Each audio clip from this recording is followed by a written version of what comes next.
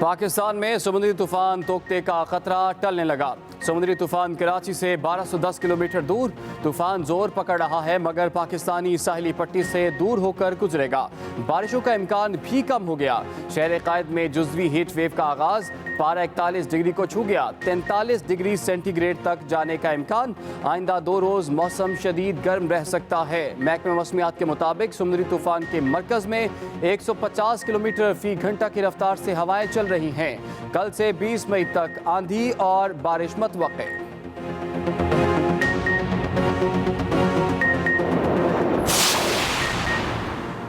गहरे समंदर से माहीगीरों की सैकड़ों कश्तियां जेटी पर वापस आ गईं। समंदर में रह जाने वाली कश्तियों ने महफूज मकामात पर पनाह ले ली। माहीगीरों को तूफान टलने का इंतजार। उधर समंदरी तूफान के बायस ठट्ठा और करीबी इलाकों में तेज गर्द आलूद हवाएं चलने का सिलसिला शुरू। कोहिस्तान और साहिली इलाकों में मिट्टी के तूफान के बायस जिंदगी मफलूज, इलाका मकीनों को मुश्किलात।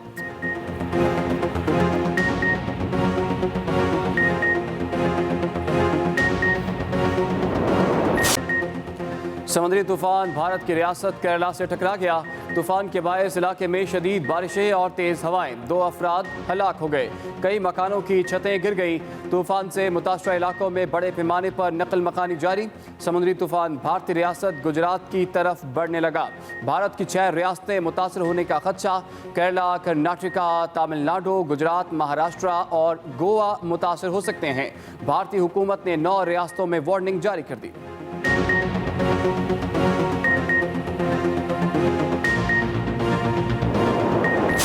दहशतगर्द इसराइल जंगी जुनून की सारी हदें पार कर गया। जालिम इसराइली फोर्सेस की मीडिया हाउसेस की आवाज़ बंद करने की कोशिश। गजा में बैनुल-अक़वामी नशरियाती इदारे अल जज़ीरा टीवी और अमरीकी खबरसां इदारे एसोसिएटेड प्रेस के दफातर पर फ़ज़ाई हमले। 4 मिसाइल लगने से कसीरुल मंजिला इमारत चंद सेकंड्स में ही मलबे का ढेर बन गई। इसराइल ने सहाफ़ियों को 1 घंटा कबल इमारत खाली करने की वार्निंग दी थी। उधर सेक्रेटरी जनरल अक़वाम मुत्तहिदा का गजा में शहरियों की हलाकत और बैनुल-अक़वामी मीडिया हाउसेस पर हमले पर मायूसी और अफसोस का इजहार।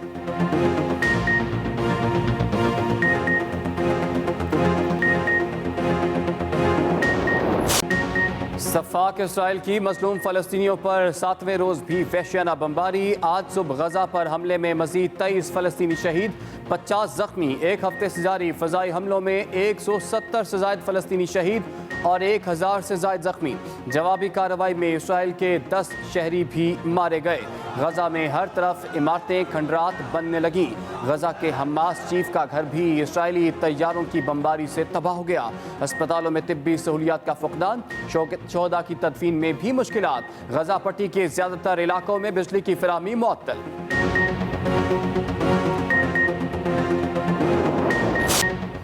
दुनिया भर में इसराइल के दहशतगर्द हमलों के खिलाफ मुजाहरे। लंदन में इसराइली सिफारत खाने के बाहर हज़ारों अफराद ने एहतजाज रिकॉर्ड कराया।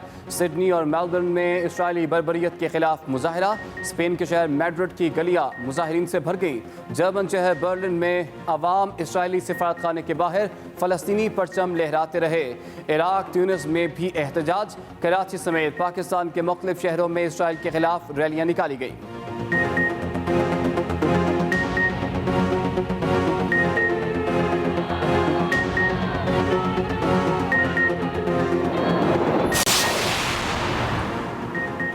ऑपोजिशन लीडर शहबाज शरीफ का नाम ब्लैक लिस्ट से निकालने का केस। हुकूमत ने लाहौर हाई कोर्ट के फैसले के खिलाफ अपील तैयार कर ली। हुकूमत कल सुप्रीम कोर्ट में अपील दायर करेगी। पिटीशन में 12 कानूनी सवालात उठाए गए हैं। पिटीशन में लाहौर हाई कोर्ट का फैसला मुअत्तल करके हुक्म के खिलाफ अपील की इजाज़त मांगी गई है।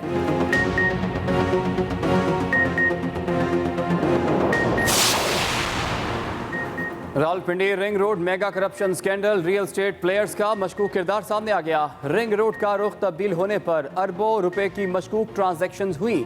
एक्सप्रेस न्यूज़ ने मशकूक ट्रांजैक्शंस की तफसीलात हासिल कर ली। अटक लूप की अतराफ 8 अरब रुपए से ज़ायद मालियत की मशकूक ट्रांजैक्शंस हुई। नई अलॉटमेंट की आड़ में 17 गैर कानूनी हाउसिंग सोसाइटीज़ ने शहरियों को फाइल्स बेची। रियल स्टेट प्लेयर्स ने भी रिंग रोड के करीब होने का झांसा देकर फाइलें फरोख्त की।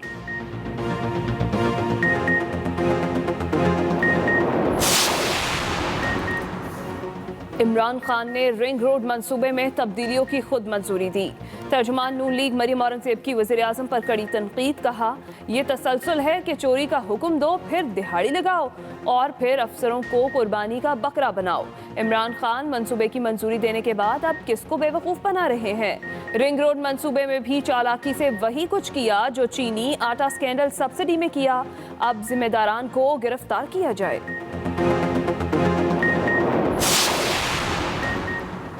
इमरान खान की हुकूमत ने सिंध के हिस्से का पानी मुसलसल रोककर सफाकियत की इंतहा कर दी। चेयरमैन पीपल्स पार्टी बिलावल भुट्टो जरदारी बरस पड़े, कहा इमरान खान पानी रोककर सिंध की ज़मीनों को बंजर करने की कोशिशों का सिलसिला बंद करे। इंडस रिवर सिस्टम अथॉरिटी ने इख्तियारात से तजावुज़ करते हुए सिंध के हिस्से का 15 से 20% पानी कम कर दिया। जानबूझकर पानी का बहरान पैदा किया गया। नताइज की जिम्मेदार PTI हुकूमत होगी।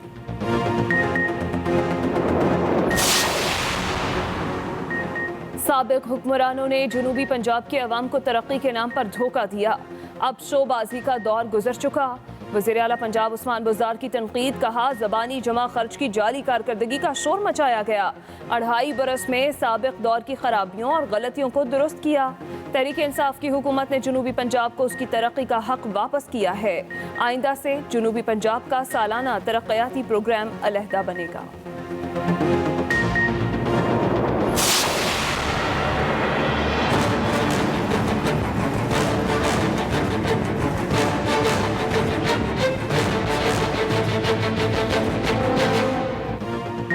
मुल्क भर में ट्रांसपोर्ट पर आयद पाबंदियां खत्म। बैनुस्तबाई, इंटरसिटी और इंटरसिटी ट्रांसपोर्ट बहाल। ट्रांसपोर्टर्स 50% सवारियां ही बिठा सकेंगे। रेलवे 70% मुसाफिरों के साथ ऑपरेशनल। ईद की छुट्टियों के बाद मुसाफिरों की वापसी शुरू हो गई। 17 मई से तमाम बाजार और दुकानों को रात 8 बजे तक खोलने की भी इजाज़त। तमाम रेस्टोरेंट्स में इंडोर डाइनिंग पर पाबंदी बरकरार। टेक अवे की 24 घंटे इजाज़त होगी।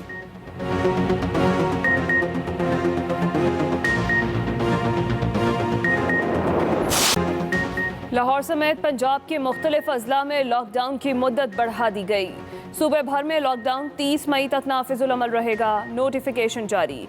17 मई से मार्केटों के कारोबारी औकात रात 8 बजे तक होंगे।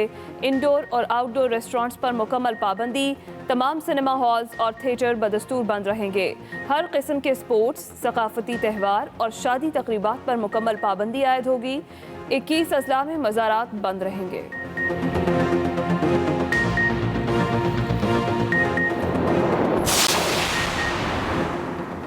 मुल्क में कोरोना के हमले बरकरार। मोहलिक वायरस एक दिन में मजीद 76 जाने ले गया। 2379 नए केसेस भी सामने आए।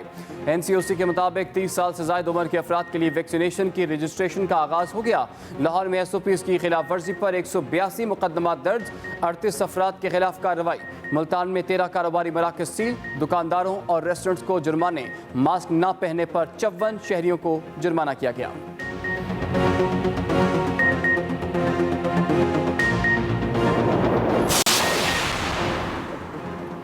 अवामी नेशनल पार्टी की साबिक सूबाई सदर बेगम नसीम वली खान इंतकाल कर गईं।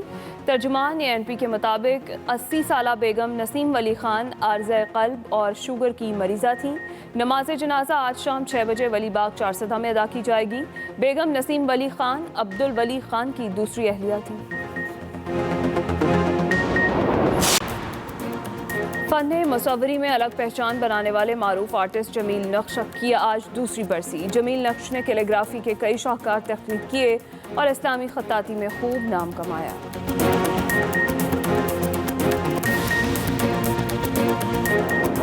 आपको बताएं कि पाकिस्तान का OIC से गजा में इस्राइली हमले रुकवाने के लिए फौरी इक़दामात का मुतालिबा। वज़ीर ख़ारजा शाह महमूद कुरैशी का OIC वर्चुअल इजलास से खिताब, जिसमें शाह महमूद कुरैशी ने OIC से गजा में इस्राइली हमले रुकवाने के लिए फौरी इक़दामात का मुतालिबा किया। वज़ीर ख़ारजा ने कहा कि इसराइल मज़लूम फ़लस्तीनियों के खिलाफ जारहियत कर रहा है। अपने खिताब में वज़ीर ख़ारजा ने कहा कि इसराइल की जारहियत बिला जवाज़ है। फ़लस्तीन पर हमले फौरी ख़त्म होने चाहिए। फ़लस्तीनियों पर हमले आलमी क़वानीन की खिलाफ वर्जी हैं। बेगुनाह फलस्तीनी शहीद हो रहे हैं। वज़ीर ख़ारजा ने कहा कि पाकिस्तान गजा पर इसराइली फ़ज़ाई हमलों की शदीद मज़म्मत करता है। मकबूजा फ़लस्तीनी इलाकों में इसराइली आबादियों में तोसी बाइसे तशवीश है, ये कहना था शाह महमूद कुरैशी का। उन्होंने मज़ीद कहा कि इसराइली हमले नाकाबिल कबूल, गैर अखलाकी और गैर कानूनी हैं। Pakistan condemns in the strongest possible terms the continuing airstrikes by Israel in Gaza that have resulted in deaths and injuries to many innocent Palestinians. All necessary steps must be taken for stopping the ongoing aggression against the Palestinian people and their properties. The international community must protect the Palestinians against the blatant and illegal use of force. Israel's crimes against humanity should not escape accountability. In this hour of need, the Muslim Ummah must exhibit strong solidarity and support for their Palestinian brothers and sisters. We reaffirm our unflinching solidarity with the government and people of Palestine. फ़लस्तीन लहू लहू है। सुबह Israel की ताज़ा तरीन बमबारी के बायस गजा में 23 अफराद अपनी जान से गए और 50 जख्मी हो गए। एक हफ्ते से जारी फ़ज़ाई कार्रवाइयों में अब तक 170 से ज़ायद फ़लस्तीनी शहीद हो चुके हैं, जिनमें 42 बच्चे भी शामिल हैं, जबकि जख्मियों की तादाद 1000 से तजावुज़ कर चुकी है। तोकते का खतरा कम होने लगा। महकमा मौसमियात के मुताबिक तूफान जोर पकड़ रहा है, लेकिन पाकिस्तान की साहिली पट्टी से दूर होकर गुजरेगा। पाकिस्तान में समुद्री तूफान तोकते का खतरा कम होने लगा है। इत्तलात के मुताबिक तूफान जोर पकड़ रहा है, लेकिन पाकिस्तान की साहिली पट्टी से दूर होकर गुजरेगा। महकमे मौसमियात का यह बताना है कि तूफान का कराची से फासला इस वक्त 1210 किलोमीटर है। महकमे मौसमियात ने समुद्री तूफान तोकते से मुताल्लिक छठा अलर्ट जारी कर दिया। महकमे मौसमियात के मुताबिक तूफान शिद्दत जरूर पकड़ रहा है, लेकिन पाकिस्तान की साहिली पट्टी से दूर होकर गुजरेगा। तूफान तोकते का कराची से मौजूदा फासला 1210 किलोमीटर है। अपर एयर में 18,000 फुट की बुलंदी पर तूफान का ट्रैक बतदरीज तब्दील हो रहा है। पाकिस्तान के साहिली मकामात महफूज रहेंगे, लेकिन देही सिंध के साहिली मकामात पर समुंदर में तुग़यानी आ सकती है। कराची में अब इम्कान नहीं रहा बारिश का, अब तो बिल्कुल कोई लाइट रेन भी नहीं होगी, इसलिए कि इसकी वजह से अगर बारिश का इम्कान था गुज़श्ता कल तक, तो आज खत्म हो गया, क्योंकि इसका ट्रैक आगे चल के बदल जाएगा। उधर समुद्री तूफान के असरात सामने आने लगे हैं। महकमे मौसमियात के मुताबिक कराची में जुज़वी हीट वेव का आगाज हो गया है। शहर में समुद्री हवाएं मुनक़ता हो गई, जो 2 से 3 रोज तक बंद रह सकती हैं। गर्म हवा चल रहा है, बहुत तकलीफ हो रहा है, मतलब बाहर निकलने में। हवा भी चल रही है, लेकिन गर्मी उसे मतलब गर्मी में भी कोई फर्क नहीं आ रहा है। महकमे मौसमियात ने शहरियों को धूप में जाने से गुरेज करने का मशवरा दिया है और खबरदार किया है कि अगर जरूरी हो तो सर ढांप कर निकलें। Aftab Khan, express news, Karachi. इसी मामले पर बात करेंगे। मैं ज्वाइन की एक्सप्रेस न्यूज़ के नुमाइंदे वासिक मोहम्मद ने। वासिक, तूफान का जोर तो किसी हद तक कम हुआ है, ये बताइए पाकिस्तान के जो साहिली इलाके हैं क्या वो इससे महफूज रहेंगे, क्या बताना है और क्या तैयारी है इस सिलसिले में? महकमा मौसमियात का कहना है जो तूफान आ रहा था वो तकरीबन 70% जो है उसका रुख जो मुड़ चुका है, वो बाहर की तरफ चला जाएगा और अभी जो है समुद्री हवाएं जो है वो मुकम्मल तौर पे बंद है, जिसकी वजह से कराची शहर के अंदर बहुत ज़्यादा तपिश है, हवा चल रही है पर लू जाती है, लोथड़े पड़ रहे हैं यहाँ के अंदर। यहाँ के जो सबसे अहम बात है, जो छुट्टियाँ थी ईद उल फितर की, उसके अंदर जो है माहीगीर जो है वो शिकार करने के समंदर में गए थे, वो तमाम माहीगीर 100 के करीब जो कश्तियाँ थी वो सबकी सब कश्तियाँ वापसी आ चुकी हैं और इस वक्त जो है रेड अलर्ट जारी है अभी भी। अब महकमा मौसमियात का यही कहना है कि जो खतरा था वो तकरीबन जो है टल चुका है और जो तकरीबन 1200 से ज़ायद जो है ये समंदरी हदूद से दूर है जो तूफान यहाँ आ रहा था, जिसके लिए हुकूमत सिंध और पूरे पाकिस्तान इस करते या जहाँ पे जो लोग समंदर में गए उनको सबको वापसी बुलवा लिया गया था। पर यह ज़रूर है जो समंदर की हवाएं बंद हैं उससे कराची समेत सिंध भर में जो है तपिश की शिद्दत बहुत ज़्यादा है। जी बहुत शुक्रिया वासिक मोहम्मद, आपने हमें तफसीलात से आगाह किया। समुद्री तूफान तोकते पाकिस्तानी साहिली इलाकों से टकराने के बाद क्या रुख इख्तियार कर सकता है, इस पर एक्सप्रेस न्यूज़ ने बात की चीफ मेट्रोलॉजिस्ट मुश्ताक शाह से, जिनका कहना है कि तूफान पाकिस्तान के साहिलों के करीब नहीं आएगा। ऐसा है कि अभी ये नॉर्मल तूफान से सीवियर उसमें साइक्लोन में चेंज हो चुका है कल रात में किसी वक्त, और जो अपर एयर विंड्स हैं और बाकी जो कंडीशंस हैं उसके मुताबिक आइंदा जो ट्रैक है आने वाले दिनों में वो ज़्यादातर इंडिकेट कर रहा है आज के एनालिसिस के मुताबिक कि इसकी ज़्यादातर इंक्लिनेशन जो है वो इंडिया की तरफ रहेगी।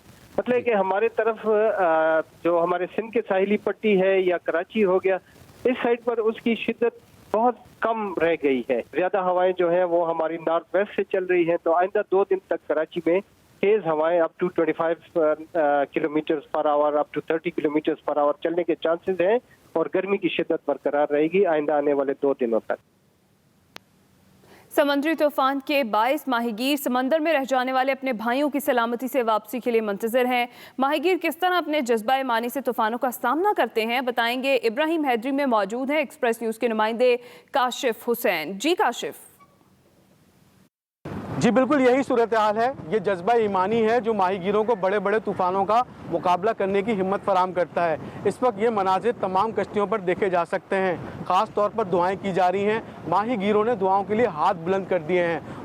वो ना सिर्फ शुक्र अदा कर रहे हैं कि वो सलामती के साथ साहिल तक आ चुके हैं, लेकिन वो साथ ही अपने उन साथियों के लिए भी फिक्रमंद हैं जो इस वक्त समंदर में मौजूद हैं। माहीगीर अपनी कश्तियों पर, अपने घरों पर ये दुआ करते दिखाई दे रहे हैं कि उनके वो साथी जो इस वक्त समंदर में तूफ़ान की जद में हैं, वो सलामती के साथ जल्द अज जल्द अपने घरों पर पहुंच जाएं, ताकि उनके अहले खाना की जो फिक्र है और परेशानी वो ख़त्म हो जाए, और उनके रोज़गार का जो सिलसिला है तूफ़ान